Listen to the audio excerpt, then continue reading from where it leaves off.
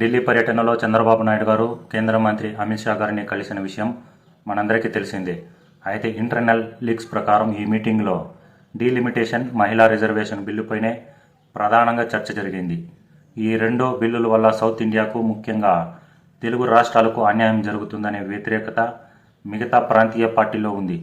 అందుకే ఈ బిల్లును వ్యతిరేకిస్తున్న ఇతర పార్టీల నేతలతో మాట్లాడి వాళ్ళను ఒప్పించి కీలక బాధ్యతను కేంద్ర ప్రభుత్వం చంద్రబాబు నాయుడు గారి చేతుల్లో పెట్టింది.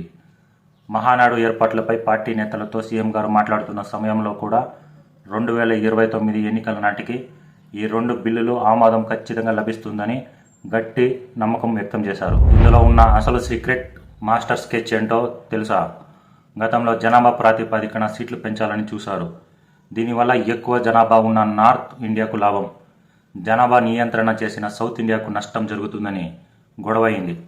అందుకే ఇప్పుడు కేంద్ర ప్రభుత్వం కొత్త ఫార్ములాతో ముందుకు వచ్చింది. జనాభాతో సంబంధం లేకుండా అన్ని రాష్ట్రాలు ఉన్న అసెంబ్లీ మరియు పార్లమెంట్ స్థానాలను ఒకేసారి 50% పెంచాలని కేంద్రం ప్లాన్ చేసింది. అంటే ఏపీలో ప్రస్తుతం ఉన్న 175 ఎమ్మెల్యేల స్థానాలు కాస్త డైరెక్ట్గా 260 దాటిపోయే ఛాన్స్ ఉంది.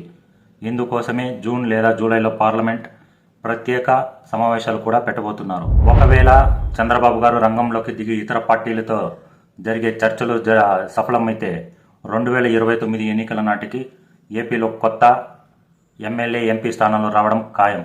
దీనివల్ల పొలిటికల్గా ఎంతోమంది నేతలకు కొత్త అవకాశాలు వస్తాయి.